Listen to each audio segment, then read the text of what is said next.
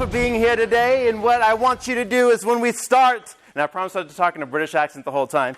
What I want you to do is when we start, on the count of 3, give me your loudest R. Ready? 1, 2, 3. R. That was pretty good, this table. The rest of you, 1, 2, 3. R. Fantastic. And I said, my name is Christopher McClung. I'm a curriculum developer for CTE Teach and for P.I.R.A.T.E. And this is my partner. Her name is Deidre Puentes. And I'll go ahead and let you take over. So today's presentation is based on the book by Dave Burgess. And it is based on the P.I.R.A.T.E. philosophy, which is P for passion. Have passion about what you're teaching and what you bring to your students. Immersion, are you immersed in your content and are you immersing your students in the content? Rapport, building rapport and relationships with your students. Ask and analyze, are you leading them to critical thinking? Transformation, are you transforming your teaching and their learning? And lastly, enthusiasm, are you bringing enthusiasm to the classroom? It's one of the most contagious things you can do with your students. That's right. So, what do pirates usually have on their arm? A hook. Maybe got cut off by a crocodile. Tasted very good. And so what we're doing is we're showing you hooks today, and they are ways that you can hook in your students into your lesson that you are teaching. And what we've already done is we've shown you 2 of those hooks. One of them is called the costume hook. As you can see, this is not my everyday attire, although my kids wish it was. And then it is a normal pirate outfit, and Deidre is wearing a t-shirt. Just pretend I'm a pirate. So if you have an imagination, this is what I'm for. If you have no imagination, then you can check out Chris's costume. That's right. So it's called the costume hook. And the other one we showed you, and you didn't even realize it, was the music hook. How many of you heard the pirating music as you were walking in? And what that is a way to engage your students. I was an animation teacher, and if I was teaching something like the history of animation, I would have like big band music and stuff coming in if we were talking about the 1920s. So that is an additional way you can use music to hook your students into your lesson. But we're going to show you 5 hooks, and what I'm going to do, which sadly I left my sword, it's about 5 hours away. I had a sword and it's like I said, not here. But we all know that the pen is what? Mightier than the sword. So whenever I hold this pen up, I'm going to have a hook up on the screen, and in your best P.I.R.A.T.E. up, I want you to say what it is, and we're going to practice with this first one here.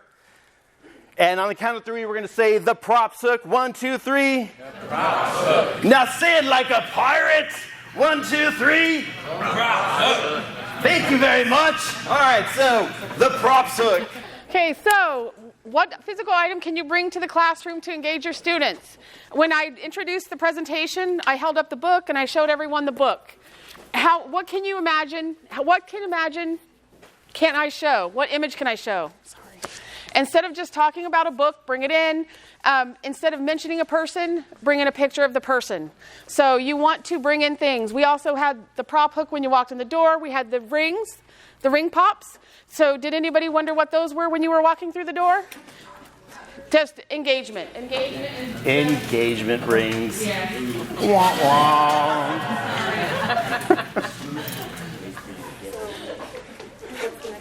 So we're going to show you some technology hooks. I wanted to share with you some awesome technology that I've used. How many of you have ever heard of Google Expeditions? Yeah. Some of you. So what this is, and I have medical teachers in here at all? Yes? No? Some? No? Next one. Okay. So then I have automotive teachers in here. Yeah. There we go. All right. So I'm going to take you guys, just show you real fast what a Google Expedition is. And this is sort of a digital prop you can use in your classroom. And the way this works, give it a sec here. The way this works is that you, as a teacher, can bring up a guide. And this is a free app that, free content that Google has created. And you bring it up on your device here. Oops, so we love technology, don't we? Let's try this here.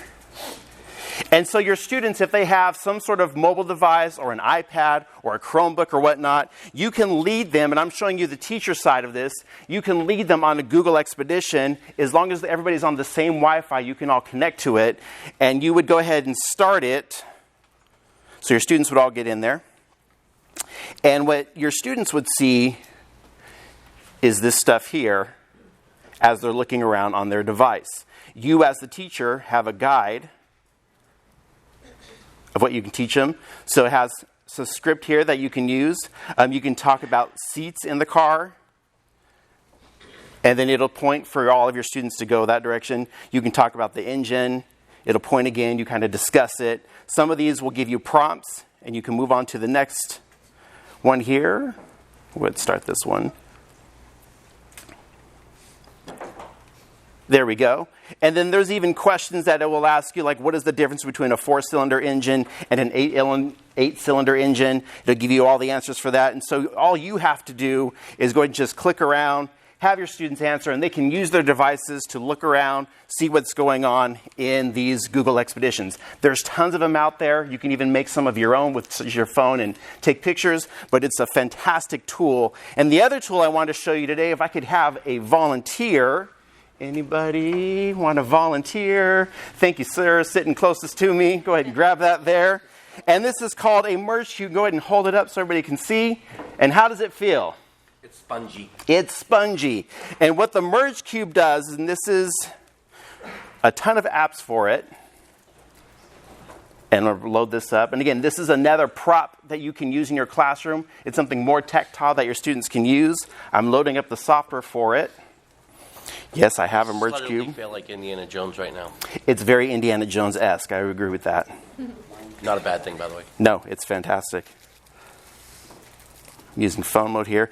You guys, your students can there's goggles that go along with this if they want to use that. So if I could have you hold that up. And what I'm going to use is this app to now see the brain. And go ahead and twist the cube around. They can see it there. And then we can tap on it. And if you turn it, you can't see what they're seeing. Go ahead and look at it here. I'll get it out of the way so you can see. So if you twist it, there's some writing as well. Kind of gives you a text on what they're looking at. And I'll move on to the heart. Takes a second to load. There we go. So we have a beating heart. And go ahead and you can move the cube around. Kind of see it there. And your students can use this. All you have to do is buy the cube, and then once the cube is there, there's tons of apps for it. And this is just one app that shows just what this looks like, and it's something that they can actually hold in their hand. And that is a merge cube. Very cool. And then what hook was that? And I'll take that. Thank you very much. Anybody? The props hook. Hold on, let me get back here. So that was the props hook. Our next hook is the PICASSO Hook. And you may have noticed that there's a big blue sheet of paper on the middle of your table, and there are markers. We're going to look at how you can use art in your lesson plans to engage your students. There's always students who maybe doodle on their paper while you're presenting a lesson. This would give them an opportunity to work in a setting as a team. So, are we doing... Yeah.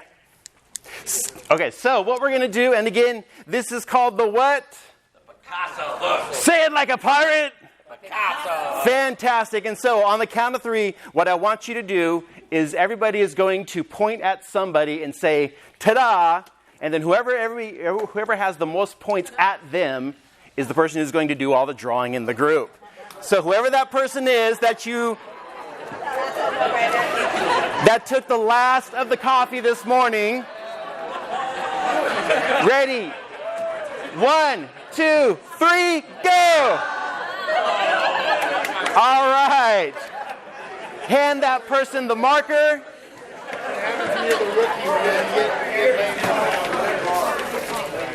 Now, if I could borrow that envelope really quick here. Thank you. All right.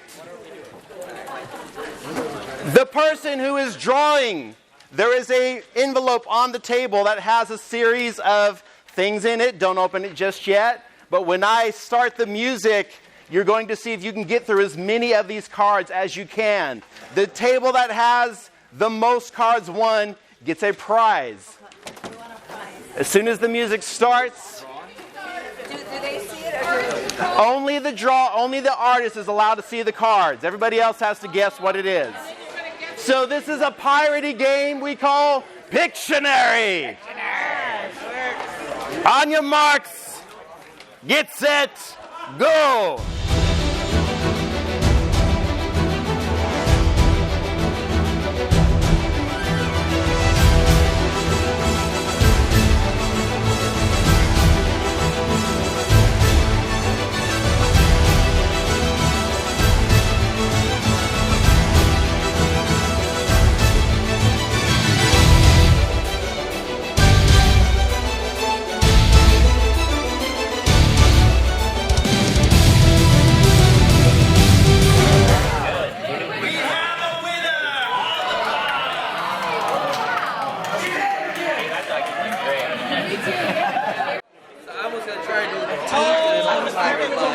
And that was PICASSO Hook. the PICASSO Hook. Fantastic.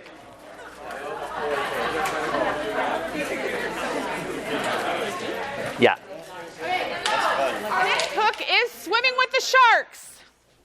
Can you guys say swimming with the sharks? Swimming with the sharks. No, like a pirate.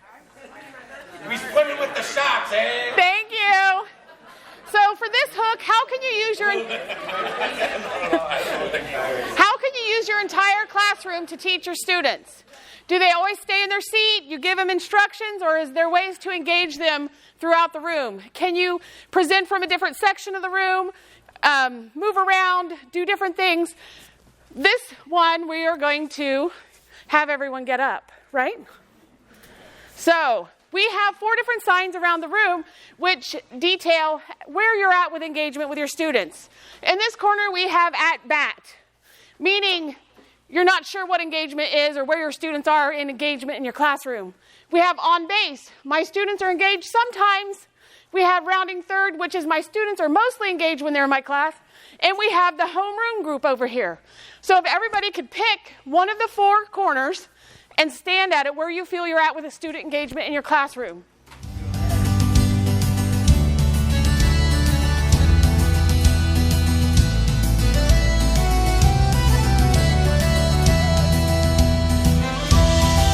Okay, so we don't have anybody that doesn't know what engagement is. So that's a plus.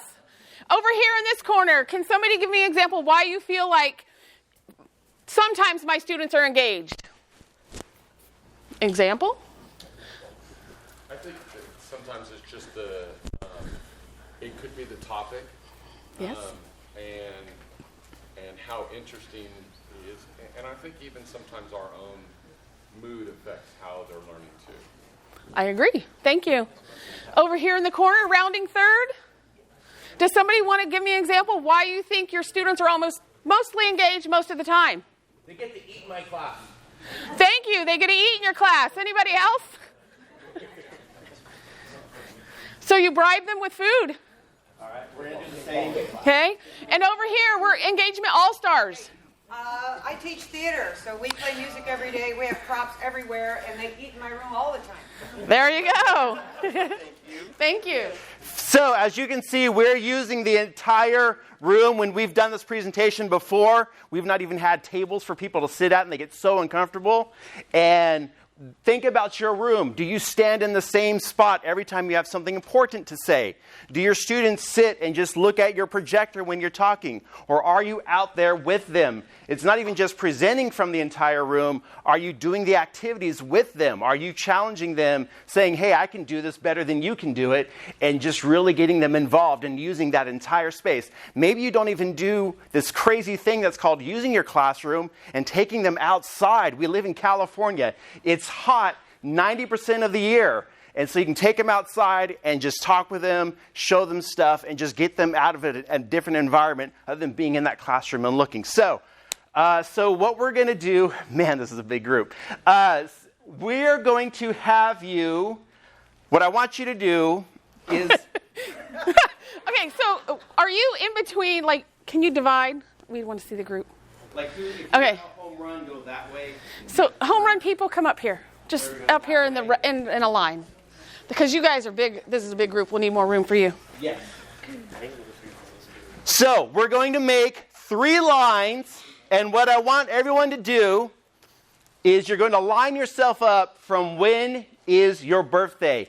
On base, we're going to have you guys use this back row here, rounding third in the middle here, and home run in the front. And this will be January. If your birthday is in January, you're over here.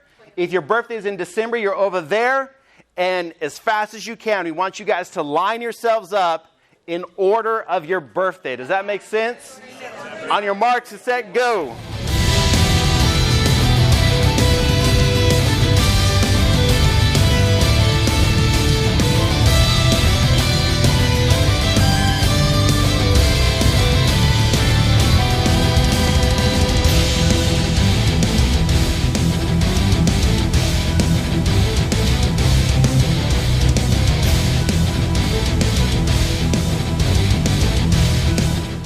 All right, so what I want is one person to volunteer for each group and go down and see if everybody's in the right order. So again, you should be starting January 1 in, December at the other. Whoever your organizer was, you go ahead. Is this all one group?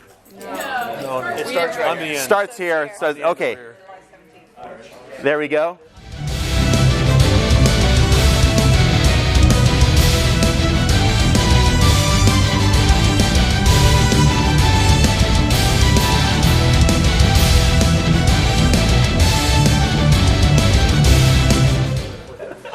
Everybody's good?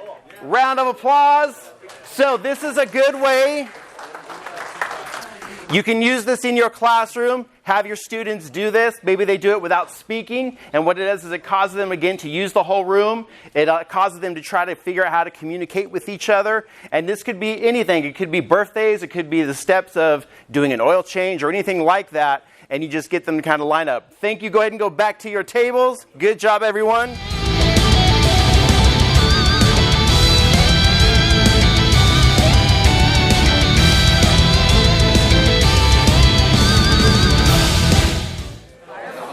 Swimming with the sharks. Arr. Swimming with the sharks. Very good. Number 4 is the kinesthetic hook. What does it say? How can you incorporate movement in your lesson? Can you throw something, roll something? Can you change the structure of a lesson so that the students have to get up from their seat and walk around? In this activity, we're going to show you how to have students demonstrate steps to an activity or something that you're having them do in your class. Correct. So on your tables, there is an envelope with the letter A on it. What you're going to do now is, as a group, we are going to have you act out the stages of a process. So, for example, if there are 6 people in my group and we're doing, my thing says tie shoes, one person is going to be the lace, the other person is going to be crossing the laces, the other person is going to be making the bunny ears, until you get to all the way to the end where the shoe is tied. So what you're going to have to do is figure out how many people you have and how many steps is it going to take for you to act out that process of what you have in the envelope. Does that make sense to you? That's what it is. I promise it's easy stuff. It's not like heart surgery or rocket building or anything like that. It's common everyday stuff. Got it? Go ahead. And feel free to get up. You can use the corners. You can use your table. However you want to do it. Go ahead and start that now.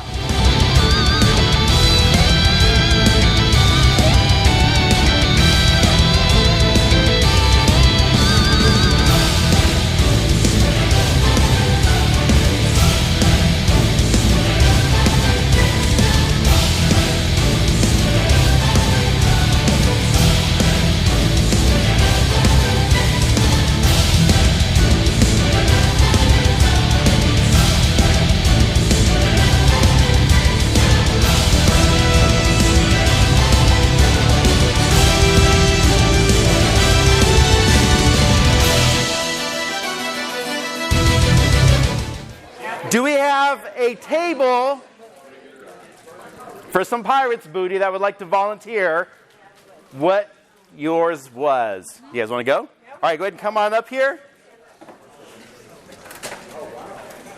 Okay, we're going to go in order? Yeah. How are we going to do this? Okay, I'm first. Sure. All right, if I could have everybody's attention up here.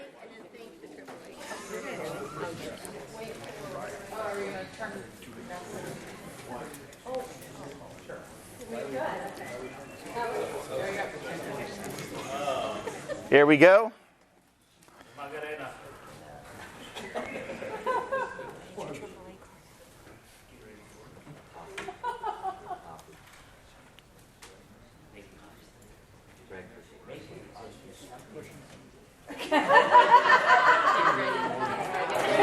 Ah, fantastic! Anybody guess what it was? Did you guys all know what that was? Yes. Not cleaning a barbecue, right? So that, again, that's an activity you can do in your classrooms. Maybe it's, again, an oil change. Maybe it's learning the parts of a word. Whatever processes you are teaching in your classroom, have them do other things besides just sitting and writing it out or sitting and filling out a quiz. Have them get up and act, see if they can act it out. And then you can also use this. Let's say you're teaching them how the blood flows within the heart. Not because we don't have any medical teachers in here, but they could have an invisible heart in your classroom. Have them each stand in a spot. Where would they go to get through that, to make them learn that, understand that? So now we're going to do another part of a kinesthetic hook. And what I want you to do is everybody go ahead and stand on up. I'm not going to have you leave your tables.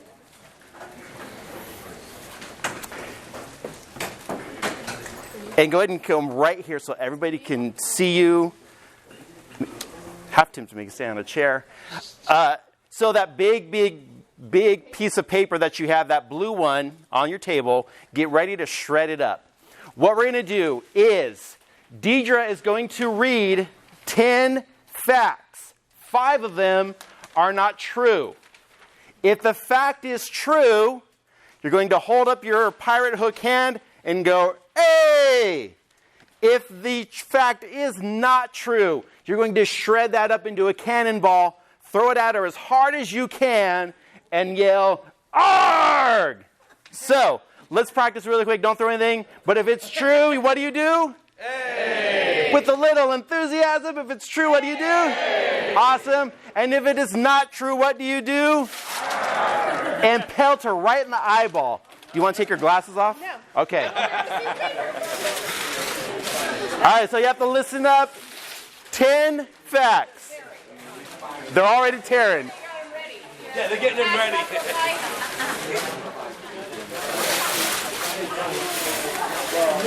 Okay.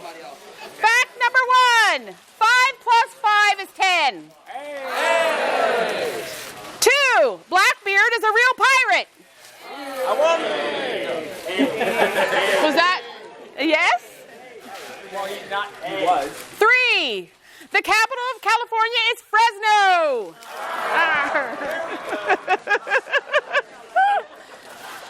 CTE stands for Career Technical Education. Hey. The movie It 2 comes out next week. Okay.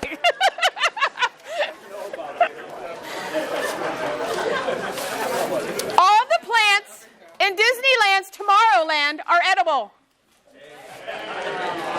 No. That's true. It's true. It's true. Pirates no longer exist. What? Pirates no longer exist. Oh, that's true. Yeah, pirates still exist. They're just not like pirates like that. Somali pirates. Cher went to high school in Fresno. Cher went to Fresno. Hey. Dread Pirate Roberts' character was based on a real person. That was his. I didn't pick that one.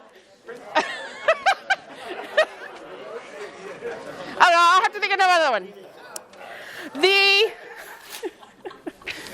I can't read my writing. Oh, sorry. The punishment for not following the pirate code is walking the plank. It's false. That's not true. Sorry. It's false. Now she's mad at me. So can we make up another one for the other one that you missed? That they didn't know the answer to? What was one of our other ones? Oh, yeah. That was the one I was going to make up last night. Michael Jordan famously said, "You miss 100% of the shots you do not make." Hey. That is not true. Wayne Gretzky said it. Throw it at her. Fantastic. Go ahead and sit down. And which hook was that? Kinesthetic. Our kinesthetic hook. This is beautiful. We got 11 minutes. All right.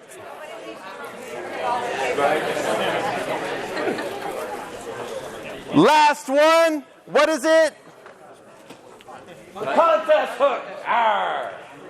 The contest hook. So, how do you incorporate contests in your room? You guys were saying they eat in your room. I do contests all the time in my room. What kind of contest do you do? Yesterday we did a sorting of macromolecules. Real quick graphic organizer sorted with parts as fast as they could and had a contest. Did the winner get anything? The winner got candy. They got candy. Rounds. So Yeah? we went, whole room, semifinal, quarters. Oh, wow. It was like playoffs. Yeah, we went all the way. Anybody else play games in their room? Jeopardy? Oh, that one's a good one. Okay. Very cool. Anybody else? Anybody use Kahoot? Yep. Kahoot in your classroom, fantastic. If you've not heard of it, it's what's called Kahoot. And what you do is you make basically a game show. Your students can use a computer or their phone to buzz in, and then it'll track whoever buzzed in the fastest to get the answers. And always has a winner at the end. And it's really cool. It's another free thing that, yeah. Another one would be like if you teach business, if you do a marketing campaign, you can have all the classes vote on the best marketing campaign. Like if it's a poster, if it's something digital, a commercial, you can play it for all the classes and have them vote to determine who's the best one out of all of them. So there's a lot of different ways. I'm the nice one. Okay, so we're going to do a quick contest. We're going to give you 2 minutes to scan that QR code, put in your information. You've already done it. All right, so thank you for filling that out. We're going to pick 4 winners. Hey, somebody pick it. Oh, hold on.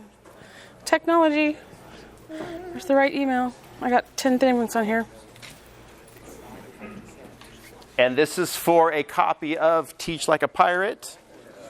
Okay, so at your table, pick a number 2 through 45. 32. Blind, hold on. Ginger. So what hook was that? Contest. The contest hook. So again, figure out ways to use contests in your classroom. It gets your students really excited about what it is you're learning. And that was all 5 of our hooks for you. As we said earlier, we are a part of CTE Teach, and we do trainings across the state about specifically for CTE teachers. You can follow us on Twitter. You can follow us on YouTube. We just started that this year, and we just started creating a podcast. We're on Spotify, SoundCloud, and Stitcher, and we have content. Again, this is for CTE teachers, for you guys to follow us that way. If everyone, we're done, but we do have one more thing he's going to set over there. If you want one, you can grab it. It's a baseball card set that has each of the 5 hooks with the set questions, the guiding questions that were on the PowerPoint. If you guys can make sure you put all those little cards back in that yellow envelope and seal it up. The white envelope you don't need to worry about. It's the yellow one. We need all the cards back in there because the next group's going to use those. Enjoy. Thank you so much. Go teach like pirates.